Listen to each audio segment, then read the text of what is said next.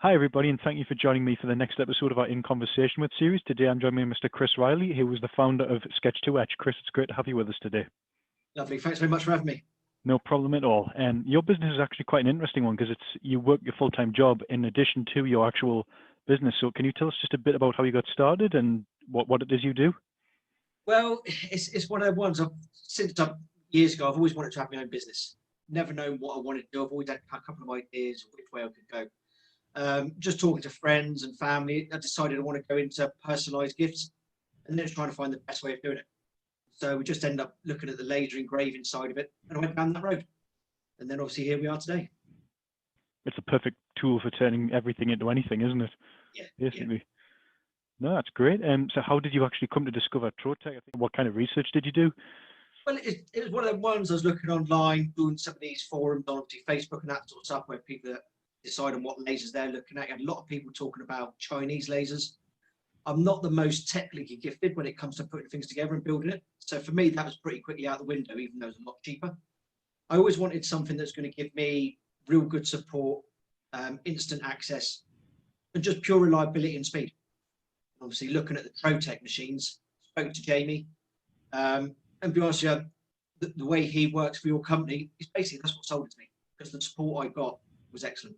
But when you went to the showroom, how were you actually, knowing the technical side of it? Were you still whoa when you actually saw it in action for the first time?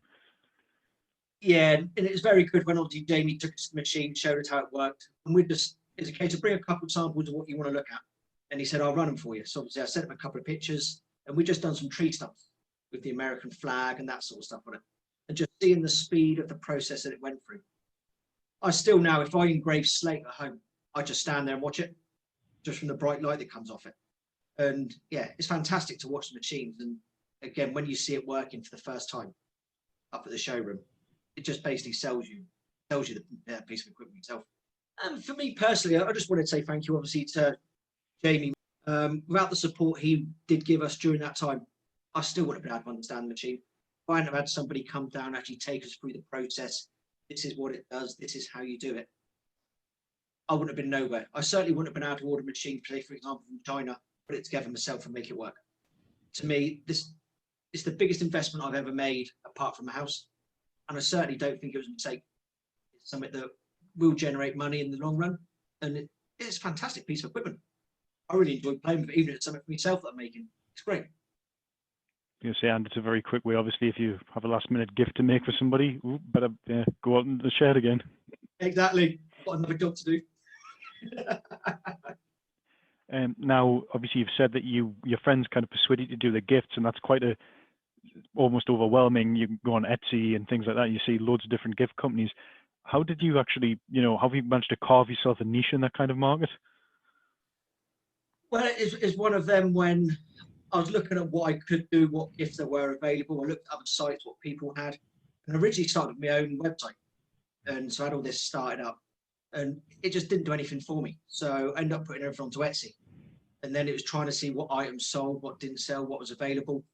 And just going down the personalized gift side, so whether it's names or text or anything onto key rings, pencils. And that just seems what to have worked. So it's just focusing now on expanding that in any way that I can. Yes, I've noticed personally on your Facebook and I think Instagram that you've got some photo engravings. I think I saw a family picture that you'd done. I mean, is that something you just kind of tried, or was it a bespoke order? I've had a few photos that I've engraved for people. I think next year that's an area I really do want to focus on. I think there's a great market for it because yes, you can have a photo taken, but over time they do fade. So if you can get something engraved, it does last many, many years. So the perfect thing with the Trotec wood is it fits inside the photo frame that I've got. I can take the glass out and then it can be presented really nicely as well.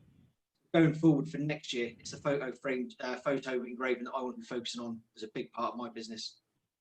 Brilliant. And I've also noticed as well, you transfer, say, some children's drawings. I've noticed you've done some of those as well.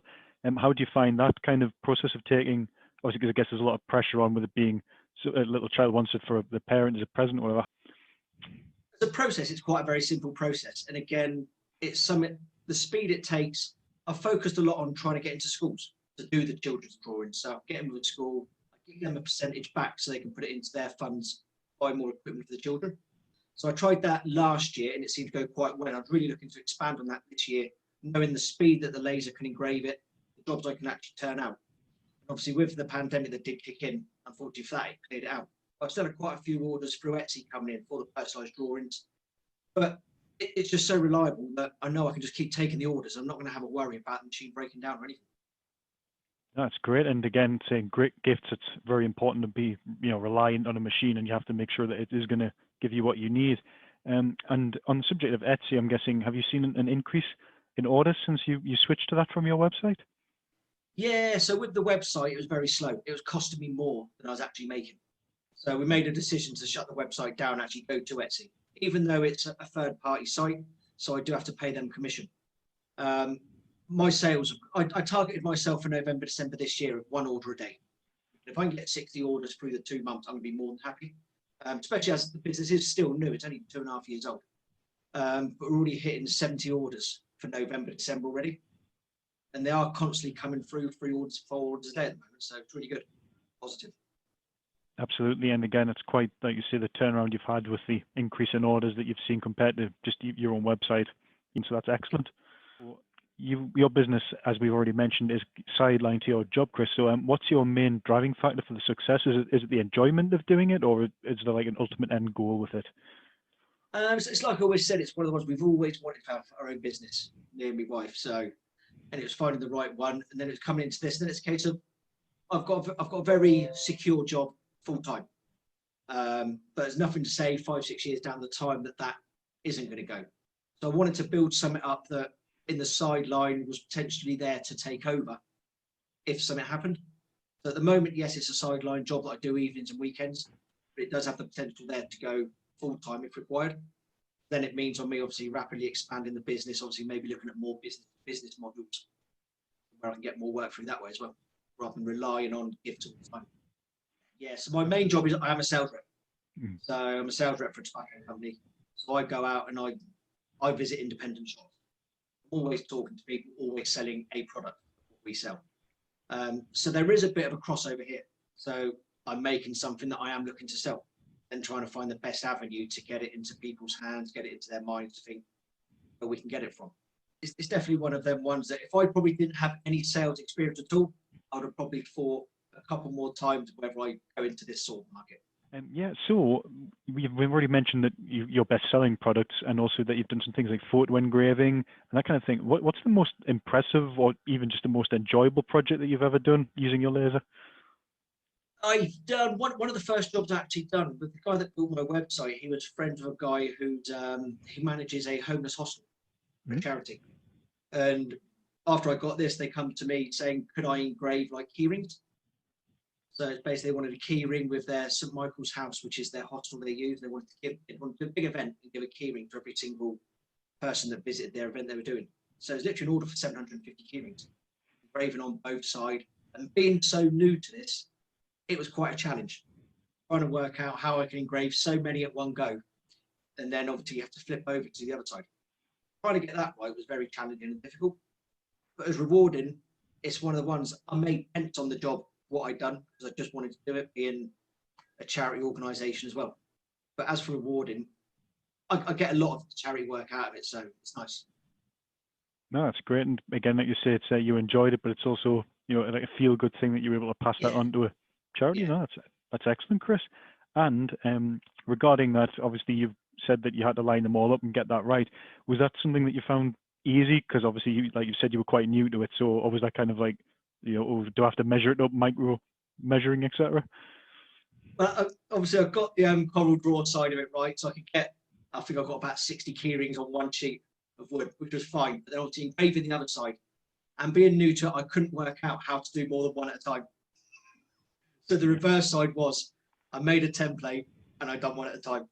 It took 9 seconds to engrave each one, and it was just repetitive. Certainly a learning curve. I was going to say that 9 seconds isn't too bad. I suppose if you had that many, it could have been, like up 30 seconds per one, and you would be there all day for it. Yeah, exactly. Brilliant. You mentioned the speed as well. So how often, well, not how often, but whenever you're processing, do you find that it's almost like you've just looked away for a second and then your job's finished, or is it one of those things? Well, it's one of the ones at the moment I'm getting. I can't remember how many orders I have for colouring pencils. I do a set of 20 colouring pencils. It takes 1.5 minutes to engrave the 20 pencils. Literally, I've set that off running. Think, right, I'll get the next set ready, actually in the program, ready to go. I'm halfway through getting it set up ready for the next lot, and it's finished. So again, I'm having to unload that and then get ready for the next one. So the machine's beating me to get ready for the next job. So that's how you want it. You don't want to be waiting for the machine to finish while you're stood there twiddling your thumbs. Absolutely, like you say, a minute and a half for a pack of 20 pencils. You can probably, how many orders can you get out per day with that?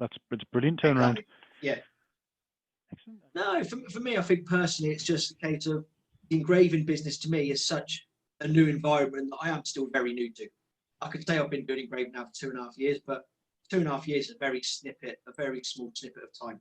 So I expect guys will be watching this who've got 10 times more experience than I have. I'm more than happy to take phone calls, emails from other people with lasers, whether it's just for a chat, a catch up, share ideas. If anybody wants to get in touch, please feel free to send me an email or give me a call. Okay, so thank you for joining me today, Chris. It's been excellent to find out more about Sketch2Etch. I'm glad, obviously, you're enjoying your laser, and it's good to hear that you're still having fun with it after 2.5 years. Please keep sharing your work with us. Thank you. Yeah, no worries. Thank you very much. Thank you again.